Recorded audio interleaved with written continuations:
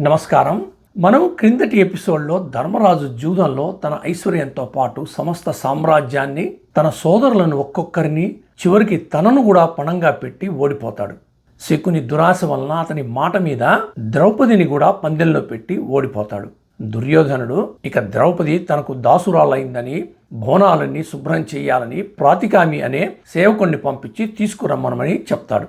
ద్రౌపది ప్రాతికామితో ధర్మరాజుని అడగమంటుంది. తానోడి నన్నోడేనా, నన్నోడి తానోడేనా అని. దుర్యోధనుడు కోపగించి ఆమెనే వచ్చి అడగవచ్చు అని చెప్పి మళ్ళీ సేవకుణ్ణి పంపించినప్పుడు ద్రౌపది భయంతో గజగజ వణికిపోయి సభలోకి ప్రవేశించి ధృతరాష్ట్రుని పక్కన నిలబడుతుంది. మనం అంతవరకు చెప్పుకున్నాం. పాంచాలి దుఃఖంతో కళ్ళ నీళ్ల పర్యంతమై నిస్సహాయంగా ధృతరాష్ట్రుని పక్కన నిల్చుండిపోయింది. పాండవులు ఆమె దైన్య ముఖాన్ని చూసి తమ ముఖాలు ఇంకా క్రిందకు దించుకున్నారు. పాంచాలికి తన మామగారైన ధృతరాష్ట్రుడు రక్షణ కల్పిస్తాడని ఎంతో ఆశగా ఆయన వంక చూస్తోంది. కానీ ఆయన ఏమీ మాట్లాడట్లేదు. ఆడపిల్లకు పెళ్ళయ్యే వరకు తండ్రి, పెళ్ళయిన తర్వాత మామగారు రక్షణగా ఉంటారు. పెళ్ళైన స్త్రీ జీవితంలో మామగారి కర్తవ్యం ఎంతో ముఖ్యమైనది. తన కుమారుణ్ణి, పిల్లల్ని, చివరికి పెద్ద వయసులో తనని కూడా చూసుకుంటుంది. అలాంటిది ధృతరాష్ట్రుడు ఏమీ మాట్లాడకుండా మౌనంగా రాయిలాగా కూర్చొని ఉంటాడు. ఇప్పుడు నిజంగా ధృతరాష్ట్రుడు గుడ్డివాడిలా ప్రవర్తిస్తున్నాడు. పాండవుల దీనస్థితి చూసి దుర్యోధనుడు ఎంతో ఉప్పొంగిపోతూ దుశ్శాసనుడిని పిలిచి ఈ ప్రాతికామి భీమసేనుడిని చూసి భయపడుతున్నాడు. నీవే వెళ్ళి ద్రౌపదిని సభా మధ్యంలోకి తీసుకురాని ఆజ్ఞాపిస్తాడు. దుశ్శాసనుడు అన్నగారు ఎంత చెప్తే అంతే, అసలు ఆలోచిస్తాడు. ద్రౌపది దుశ్శాసనుడిని చూసి భయపడిపోయి అంతఃపురంలోకి పరిగెట్టుకుంటూ వెళ్తుంది. ఆమె వెంటే దుశ్శాసనుడు కూడా గబగబా పరిగెత్తుకుంటూ వెళ్ళి, పాంచాలి నీవెక్కడికి పోగలవు? గాంధారాధిపతి జూదంలో నిన్ను గెలుచుకున్నాడు. దుర్యోధన మహారాజు నీకిప్పుడు అధీశ్వరుడు. మారు మాట్లాడకుండా సభా మధ్యంలోకి రాని గర్జిస్తాడు. ములుకుల్లాంటి ఆ మాటలు విని భయపడిపోయి ద్రౌపది గాంధారీదేవి అంతఃపురంలోకి పరుగు పెడుతుంది. తన మామగారు పట్టించుకోకపోయినా సాటి ఆడదని గాంధారీదేవి తనకు రక్షణ కల్పిస్తుందన్న ఆశతో పెడుతుంది. కానీ దుశ్శాసనుడు ద్రౌపదిని పట్టుకోవాలని పరిగెత్తుకుంటూ ఆమె వెంట పెడతాడు. అప్పుడు ద్రౌపది దీనంగా దుశ్శాసనునితో, నేను రజస్వలని, ఏకవస్త్రం ధరించాను, నన్ను ముట్టుకోకు, నేనిలాగా పూజ్యులు మహనీయులున్న సభా మధ్యంలోకి ఎలా ప్రవేశించగలను అని ప్రశ్నిస్తుంది. కానీ దుష్టాత్ముడైన దుశ్శాసనుడు హేళనగా నవ్వి, నీవు ఒక వస్త్రం ధరించినా ధరించకపోయినా సభా మధ్యంలోకి వచ్చి తీరాల్సిందే అంటూ ఆగ్రహవిషంతో గర్జించి ఆమె జుట్టును ఒక్కసారి దొరకబుచ్చుకొని ఈడ్చుకుంటూ సభా మధ్యంలోకి లాక్కొస్తాడు. పొడవాటి జుట్టున్న ద్రౌపదిని జుట్టు పట్టుకొని ఈడ్చుకొని వస్తున్నప్పుడు కొన్ని వెంట్రుకలు దుశ్శాసనుడి చేతికి వస్తాయి. అలా లాక్కొచ్చాడు. చూడండి దుశ్శాసనుడి మొండి ధైర్యం. సింహాల వంటి భీషణ పరాక్రమవంతులైన పాండవులను తృణపాయంగా ఈసడించి రాజసూయ యాగం అయిపోగానే ధర్మరాజుతో పాటు అపభృత స్నానం చేసిన పట్టమహిషి పాంచాలి దేవిని బలాత్కారంగా దారుణంగా జుట్టు పట్టుకుని బరబరా ఈడ్చుకుంటూ తీసుకొచ్చి అవమానించాడు. ఈ హఠాత్ సంఘటనకి సభాస్థులందరికీ నోట మాట రాక నిశ్చేష్టులైపై కూర్చుండిపోయారు. జుట్టు ముడి వీడిపోయి చెల్లా చెదురైన వెంట్రుకలతో, చిన్నబోయిన ముఖంతో, సిగ్గుతో, కోపంతో ఎగరలేక నేల మీద పడిన పక్షిలాగా గిజగిజ కొట్టుకుంటోంది ద్రౌపది. కర్ణ, దుర్యోధన, శకుని, సైంధవులున్న ఆ సభా మధ్యంలో దుశ్శాసనునితో ద్రౌపది, పాపాత్ముడా, ఈ మహాసభలో వేర్వేరు శాస్త్రాలలో విద్వాంసులు, దేవేంద్ర సమానులైన మహనీయులు, ఆచార్యవర్యులు, గురుతుల్యులైన పూజ్యులు అనేకులున్నారు. వారి సమక్షంలో వారి ఎదుట నేను నిలబడగలనా?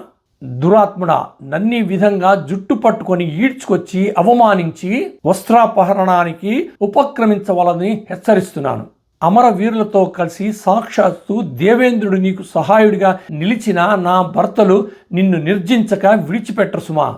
ధర్మరాజు మహాధర్మవేత్త, ఎల్లప్పుడూ కేవలం ధర్మ మార్గాన్నే అనుసరిస్తున్నాడు.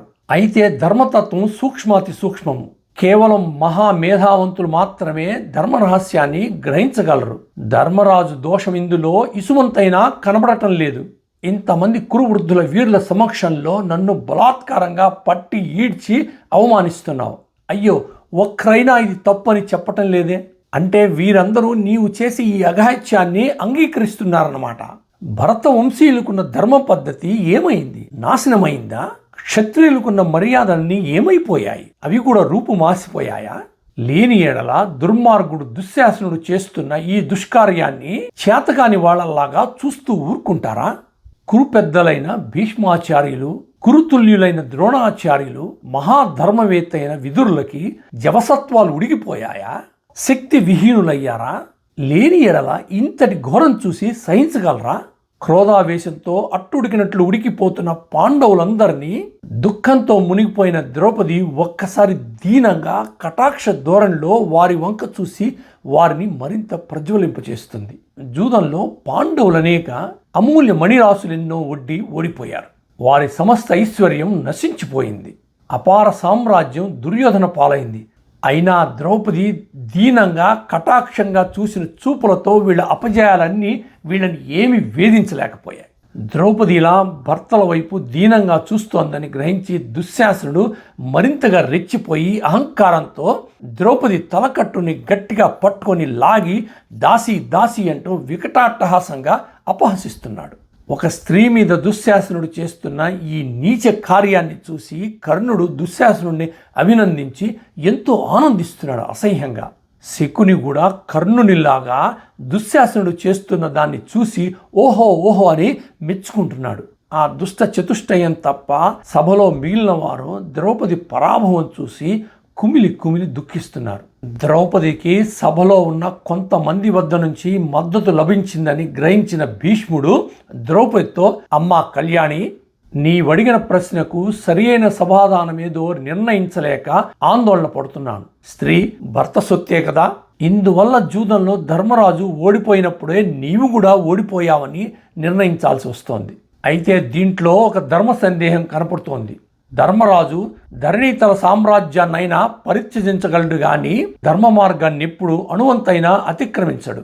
అటువంటి ధర్మమూర్తి జూదంలో తాను ఓడిపోయినట్లు మాత్రమే చెప్పాడు గాని తనతో పాటు నీవు కూడా పరాజితురాలవైనట్లు చెప్పలేదు. అదీనుగాక శకుని జూద మర్యాద రహస్యవేత్త. ధర్మరాజు ఓడిపోయిన తర్వాత నిన్నొక ప్రత్యేక పణంగా పెట్టి ఇంకొక మారు జూదం ఆడవలసిందని ధర్మరాజుని ప్రేరేపించాడు. దాన్ని బట్టి శకుని దృష్టిలో అప్పటి వరకు నీవు స్వతంత్రురాలైనట్లే నిర్ణయించవలసి ఉన్నది. గాంధారాధిపతి శకుని ఆదేశం ప్రకారమే ధర్మరాజు నిన్నొక పణంగా పెట్టి తిరిగి జూదమాడాడు. అయితే ముందుగానే ఓడిపోయిన ధర్మరాజుకి ఈ విధమైన అధికారం లేదు. కానీ ధర్మరాజు దీన్ని కుటిల జూదమని భావించటం లేదు. అందువల్ల నేను ఈ విషయం నిర్ణయించలేక తటస్థ వైఖరిని అవలంబిస్తున్నానని చెప్పినప్పుడు ద్రౌపది ఒక్కసారి నిరుత్తరాలైపోతుంది. ద్రౌపది అనుకుంటుంది, భీష్ముడు కూడా తనకు మద్దతు ప్రకటించకుండా దుశ్శాసనుడు చేస్తున్న ఈ అవమానాన్ని చూస్తుండిపోతున్నాడు. మనకు అనిపిస్తుంది, ఇంత అఘాయిత్యం చేస్తున్న దుశ్శాసనుడిని చూసి భీష్ముడు ఏమీ చేయలేకపోతున్నాడేంటి అంటే భీష్ముడు అనుకొని ఉంటాడు, ఈ విదురుడికి దుర్యోధనుడి చేతిలో జరిగిన అవమానం కూడా తనకు జరుగుతుందని భావిస్తున్నాడేమో. కానీ భీష్మాచార్యుడు తలుచుకుంటే కౌరవ సామ్రాజ్యం ఒక్క క్షణంలో నాశనం అయిపోతుంది. కానీ భీష్ముడు రాజ్యాధికారాన్ని చేపట్టనని ఇదివరకు ఎప్పుడో ప్రతిజ్ఞ చేస్తున్నాడు. అందువల్ల తను పెంచి పెద్ద చేసిన ఈ కౌరవ సామ్రాజ్యాన్ని కూలగొట్టడం అతనికి ఇష్టం లేదు. అందువల్లే కామ్గా ఏమీ చేయకుండా ఉండిపోయాడు. ఇదే భీష్ముడు చేసిన తప్పు. ఈ దోషం భీష్ముడికి అంటూ ఒక మానదు. దుఃఖంతో తిరిగి ద్రౌపది భీష్మాచార్యునితో, మహాత్మా, ఈ సభలో దుష్టాత్ములు కుటిలాత్ములు ఒక చోట గుమిగూడి మెళకువలేమీ తెలియని ధర్మరాజు చేత జూదమాడించి మాయోపాయంతో గెలుపు సాధించారు. ముందుగా ఓడిపోయి అస్వతంత్రుడైన ధర్మరాజు తిరిగి ప్రారంభించిన ఈ జూత క్రీడ అన్యాయం కాదా? ఇంత పెద్ద సభలో కొడుకులు కోడళ్ళు గల కౌరవ వృద్ధులందరూ విజయం చేసి ఉన్నారే, వారెవ్వరూ సమాధానం చెప్పరేంటి అని వాపోతున్నప్పుడు దుశ్శాసనుడు ఎప్పుడైతే భీష్మాచార్యుడు తటస్థంగా సమాధానం చెప్పకుండా ఊరుకుండిపోయాడో ఆ అదం చూసుకొని మరింత విజృంభించి అంతులేని దుఃఖంతో ఏడుస్తూ తొలగిన పైటతో కుంచుకుపోతూ సభాసదులను ఉద్దేశించి దీనస్వరంతో విలపిస్తున్న ద్రౌపదిని, ఆమె కట్టుకున్న చీరను లాగుతూ జుట్టు గుంజుతూ హుంకరిస్తున్న దుశ్శాసనుడిని చూసి ఒక్కసారి భీమసేనుడు లేచి నిలబడతాడు. దుశ్శాసనుడు చేస్తున్న అవమానాన్ని భరించలేక లోపల పెచ్చు పెరిగిన క్రోధావేశంతో ధర్మరాజు మీద ఒక్కసారి ప్రళయాగ్ని జ్వాలలే నిప్పులు గ్రక్కుతాడు. సామాన్యంగా అన్నగారిని పేరు పెట్టి పిలవడు, కానీ ఇంత కోపావేశంతో అన్నగారిని యుధిష్ఠరా, జూదరుల ఇళ్లలో కులటలెందరో పరిచారకుల్లాగా పనిచేస్తుంటారు. కానీ అటువంటి స్త్రీలతోనైనా వారెవ్వరూ ఎప్పుడు పందెంలో పణంగా పెట్టలేదే. అటువంటిది ద్రౌపది మీద నీకా మాత్రం కారుణ్యం కలగలేదా? ధన కనక రత్న వాహనాలు, విశేష ఐశ్వర్యాన్ని సంపాదించి ఈ ధరణీతల సామ్రాజ్యానికంతటికీ సార్వభౌముడి నువ్వు. అంతేకాక సహోదరులందరం నీకు అధీనులమే. నీవి ఐశ్వర్యం సామ్రాజ్యంతో పాటు మమ్మల్ని కూడా జూదంలో ఓడిపోవచ్చును. దీనికి నాకేమీ అభ్యంతరం లేదు. కానీ పాపం ద్రౌపదీదేవిని విధంగా ఈ దుష్ట జీవితంలో పణంగా పెట్టడం దారుణ అన్యాయం. నీవు చేసిన తప్పు వలననే ఈ క్రూరాత్ములు పాంచాలి దేవిని అనేక విధాల వేధించి హింసిస్తున్నారు. నీ చేతులు నిప్పుడే కాల్చివేయాలి అని సహదేవుణ్ణి పిలిచి నీవు వెళ్ళి నిప్పును పట్టరా అని ఆజ్ఞాపిస్తాడు. అప్పుడు వెంటనే అర్జునుడు లేచి, భీమసేన, ఏమిటి పౌరుషం? ఇంతకు ముందెన్నడూ నీవిలా అన్నగారితో ప్రసంగించలేదు. నీకు తెలుస్తోందా? ధర్మనిష్టపై గల నీకున్న గౌరవాన్ని ఈ శత్రువులు ఈ తరుణంలో నిశ్శేషంగా నిర్మూలించి వేస్తున్నారు. కానీ తొందరపడి వారికి అవకాశం ఇవ్వవలదని ప్రార్థిస్తున్నాను. అంటే భీముడిప్పుడు ధర్మ విచక్షను అతిక్రమిస్తే దుర్యోధనుడు వాళ్ళు అడ్వాంటేజ్ తీసుకుంటారని అర్జునుడు చెప్తున్నాడు. ధర్మస్వరూపుడైన మన అన్నగారు యుధిష్ఠిరుడు న్యాయ మార్గం అతిక్రమించినడలా ఈ భూలోకమంతా దద్దరిల్లిపోదా? స్నేహజీవితానికి కానీ ధర్మజీవితానికి కానీ ప్రత్యర్థులు ఆహ్వానించినప్పుడు తిరస్కరించకూడదు. ఈ మర్యాద లోకల్లో ప్రతిష్ఠించటానికే అన్నగారు ఈ జూత క్రీడకు అంగీకరించారు. దీనిలో లోకపూజ్యుడైన అన్నగారి దోషం ఏమున్నది?